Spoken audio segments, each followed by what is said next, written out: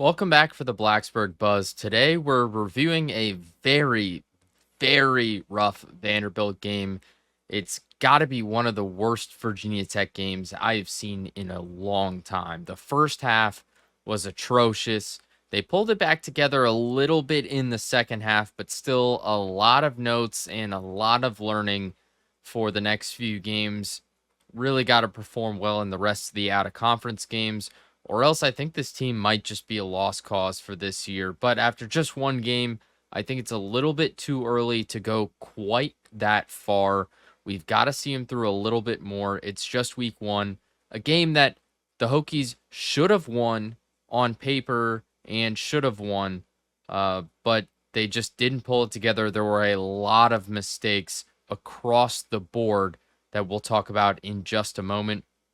But let's start off with today's video sponsor, BetOnline.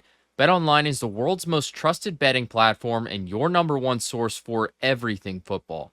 BetOnline has every stat, every matchup, and even live odds and spreads to bet on during the games. Think you know your stuff? Get in on our $200,000 mega contest and pick 5 games against the spread every week for your chance at weekly prizes and a share of 200 grand. When the game's over, head on over to our online casino and get in on a game of blackjack or poker, or unwind with one of our over 150 slot games. Head to the website today to get in on the action. Bet online, the game starts here. So as I mentioned just a moment ago, it was really a two-half game, a very two-sided game for the Hokies. The first half, just everything was going wrong. The play calling looked kind of crazy.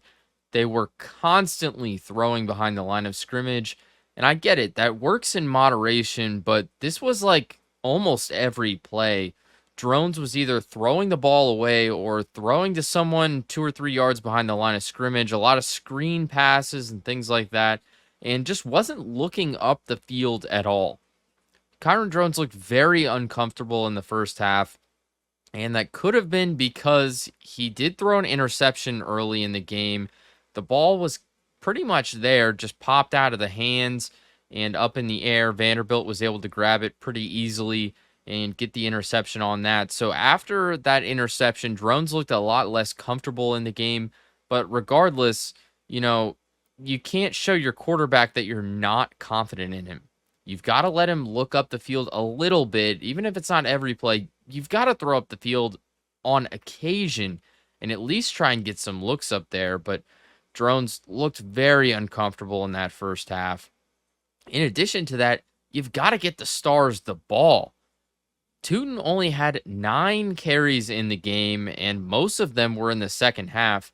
He didn't have a fantastic, awesome game, just 34 yards, but he's your workhorse back. We know what Bashal Tootin can do, so I don't really understand why he wasn't given the ball a lot more, especially with, Drones kind of having trouble seeing the field is what it seemed like, and just not being as confident. I don't understand why we weren't giving Tootin the ball a lot more, because you know what he's capable of, and he's a guy who can really open up that game, but he just didn't have any opportunities. And maybe that is one thing to attribute the lack of production from Bashal Tootin in this one, because he just didn't have a chance to really get things going and get into this game. Just 9 carries, and he's used to getting a lot more. And most of them coming into the second half, he only had like 2 to 4 carries in the first half at all. I really don't see the point in not giving Bashal Tootin the ball as the lead running back, especially in a game where, you're completing a lot of passes, but you're not getting many yards out of them.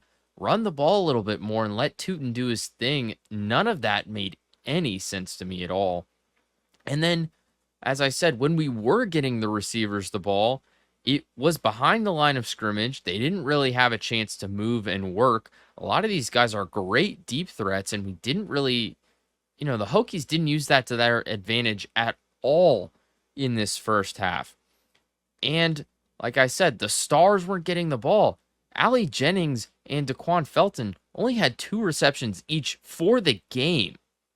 Jennings is supposed to be that wide receiver one, the stud of the receiving core, and Felton is one of those other top guys amongst the top three options.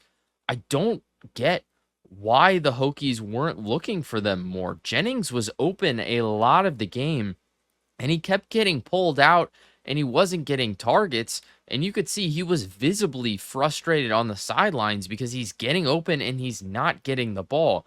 He's your lead guy when it comes to the receivers.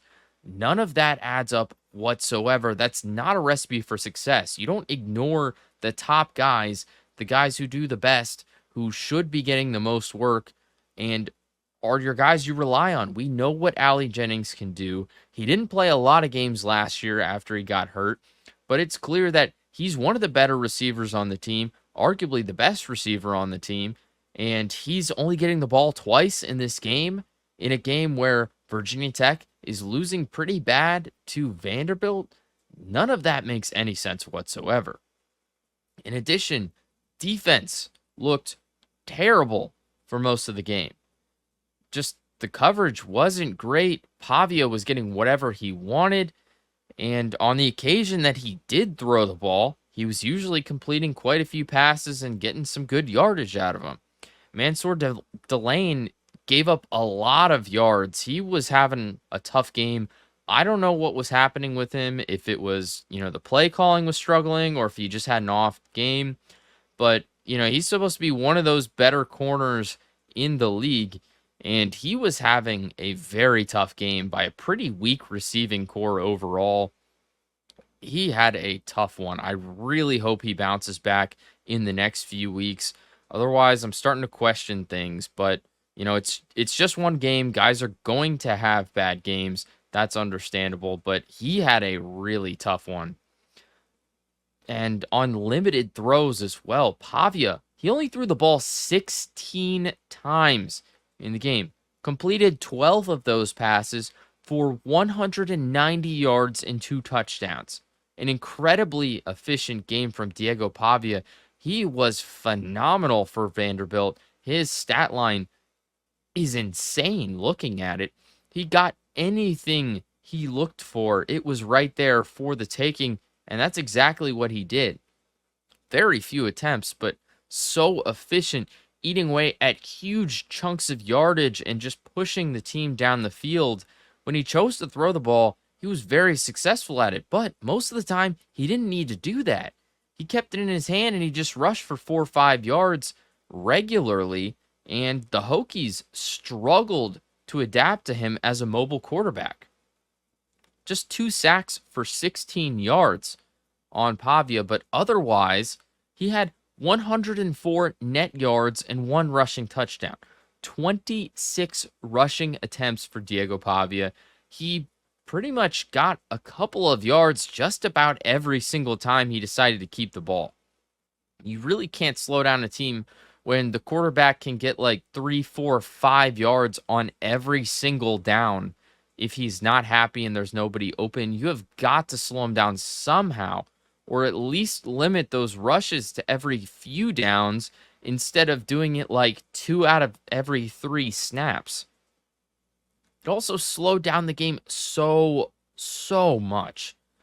There weren't very many incomplete passes. Vanderbilt was rushing the ball so often and just getting a couple of yards, just slowly eating away at the yardage, that the Hokies barely had the ball whatsoever in that first half. They only ran 14 plays and scored 3 points. Less than 12 minutes of possession in that first half, while Vanderbilt had over 18. Virginia Tech didn't get many opportunities, but on the few that they didn't capitalize at all with those 14 plays, only the 3 points, and they should have had a lot more in that first half. They just couldn't get anything moving in this game. Now, after the half, things did start to look a lot better for Virginia Tech. The offense was moving. The defense put together a few stops, so you've got to give them some credit, at least for that. It was a very two-sided game, and the second half was much, much better. They actually made it a game worth watching, and a game that was bearable. But at the end, they weren't able to complete the comeback. and it just looked really ugly the way things ended. But Drones, he settled in a lot. He looked so much more confident, more like he did last season. Not quite to that form, but a lot closer to it. You could tell he was more confident, and it quickly led to a touchdown from Bashal Tutin. Benji Gosnell nearly had it on the previous play just outside the red zone, but he couldn't get the pass just a few yards shy of the end zone. But like I said, Bashal Tutin reeled it in and got the touchdown on the next play. So not the worst thing ever, but Benji should have had that one. At this point, hope was starting to come back a little bit for Virginia Tech. They at least start off the second half with a good drive, make minimal mistakes, and really the biggest worry at this point is just time. Vanderbilt eating up the clock so much, only 2 or 3 drives in total for the Hokies in the first half. So you know that you really have to score on all of them, and you've got to be quick because Vanderbilt, a slow moving team, they eat up a lot of time on each drive. So you have to capitalize on your few opportunities, and your defense has got to put together some stops. Otherwise, you're just not going to have time to come back at that point. Then we get into the infamous 0-0 moment for the Hokies. I'll set the scene for you all. Vanderbilt was moving down the field on their very next drive after Tutin's touchdown. Pavia, he picked up a quick 27 yards to break across the 50 for yet another big gain for him. The defense, it held for a couple of plays, but on 3rd and 8, Pavia kept it again and got the first down. The same thing he did all game. Go figure. A couple snaps later, Caleb Woodson, an 11-yard sack to put the pressure on. The Commodores stuck in a 3rd and 17. So this is a big moment right here with 3rd and 17. You're in that third quarter. You put together a stop here. Maybe you can get a touchdown on the next drive, and you're much more comfortable with the position you're in. But, of course, Vanderbilt gets 7 yards, and now they're in a long field goal attempt from the 35-yard line. So doable with a 52-yard try, but it's a very tough one. That's a long one, and the announcers mentioned on air this is outside of the kicker's comfortable range. It wasn't something that they were really too happy about, but just at that position, it's tough to punt in. You don't have a lot of room to work with, and you think maybe you can add 3 onto the board while Virginia Tech is struggling. 3 points, it helps a little bit. So what happens is they decide, okay, we're going to go ahead and go for the field goal. Brock Taylor, they're confident in him. They snap the ball a little bit late, get a delay of game, which backs them up 5 yards, back to the 40. Now, notably, Taylor missed this kick, but of course that doesn't count. But you look at that and you go, okay, well, you back him up 5 yards. He missed the last one. All right, not too bad. So now they're at the 40, a 57-yard attempt. And they decide, okay, this is too far to kick. He missed it at the 52. It's a very long field goal, not something you want to go to. So they decide to punt. Punt the ball, goes out the back of the end zone, whatever. But no, what's this? An illegal substitution for the Hokies. He moves them right back to the 35, and of course, Brock Taylor nails it for 3 points on the second try. Jennings and Kelly Lawson were both out on the field, both of whom wear number 0 because they play on different sides of the ball. So the confusion here cost the Hokies 3 points, and all else equal, you win that game in regulation by just a hair. But no, this illegal substitution, the 0-0s, that gives Vanderbilt a nice 3 points on what should have been a punt. A really bad moment there for the Hokies. They didn't see it in time, didn't call timeout. A lot of confusion, just one of many moments where you saw a lot of confusion, some unpreparedness, and things just not as polished as you want to see them, especially for a team that is returning the most starters in FBS.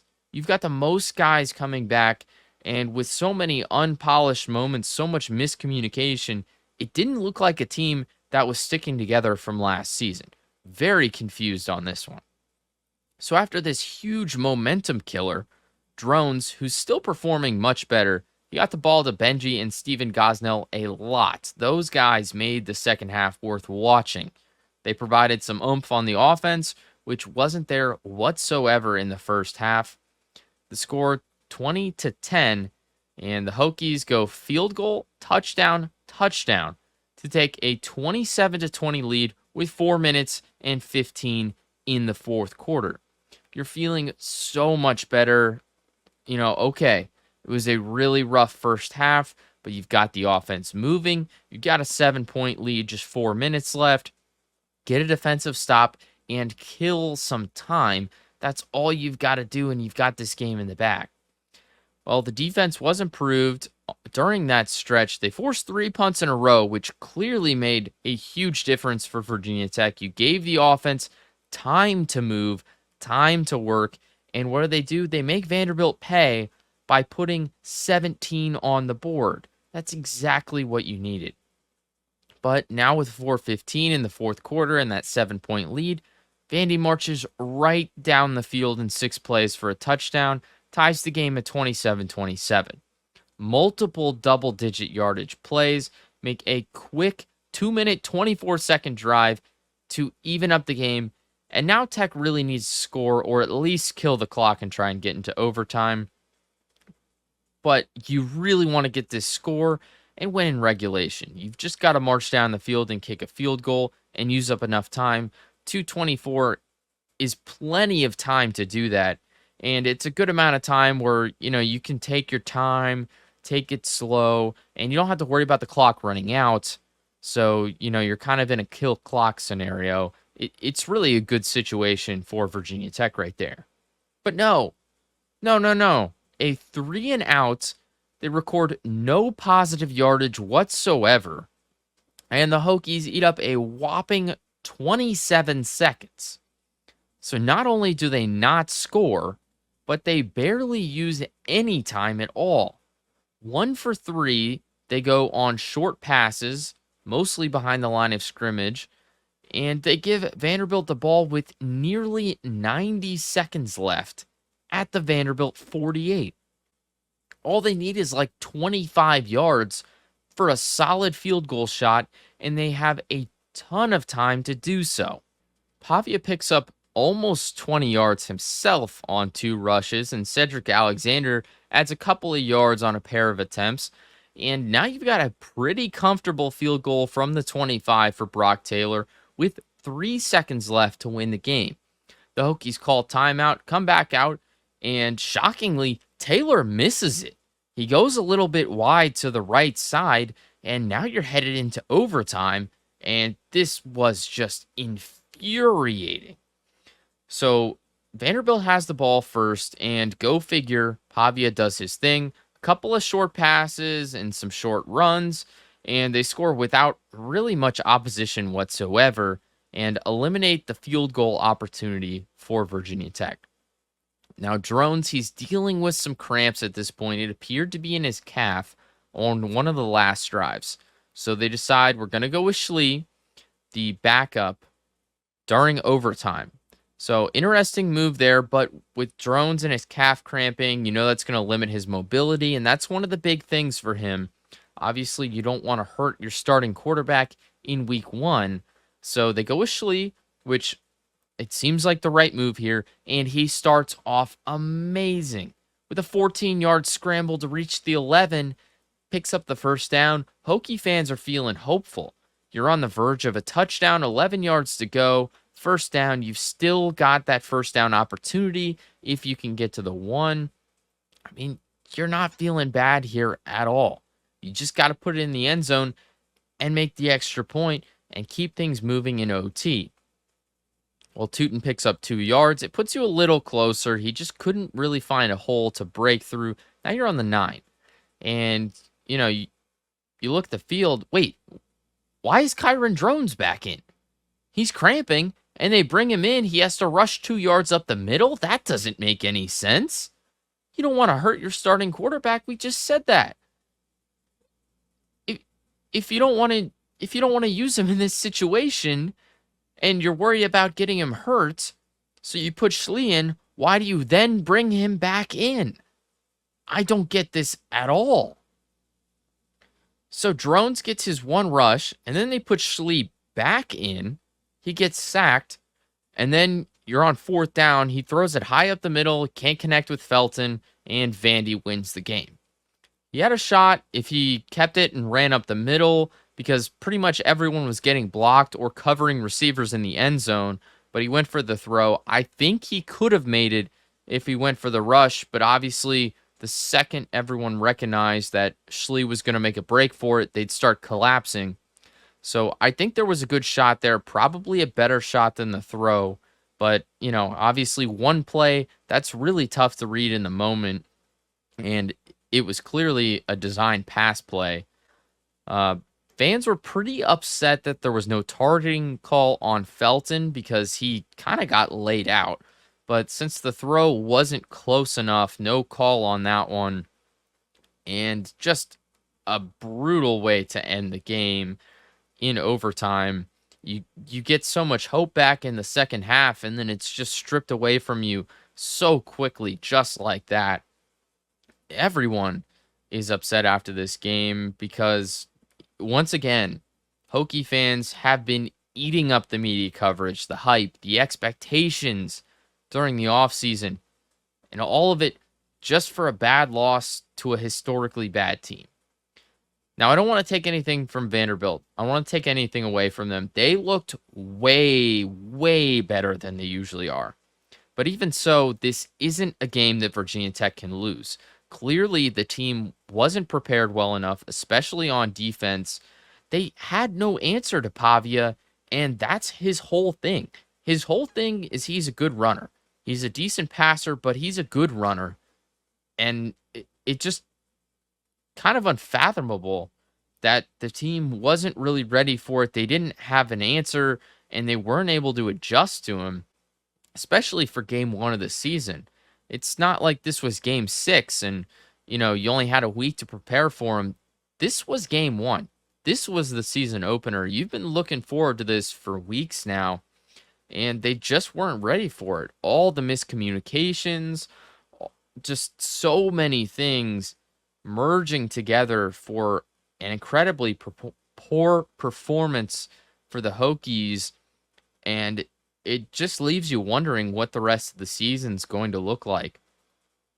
Vanderbilt was a lot better than probably everyone's expecting them to be. I think they're going to be a decent team. Now, they're not going to vie for any SEC championship or something like that, or the college football playoff. But, they might win all of their out-of-conference games and maybe get an upset in the SEC, win 4 or 5 games, something like that, which is a much better season than last year's 2-10. But this is Vanderbilt's first win since week 2 of last season. They went 2-0 before a 10-game losing streak.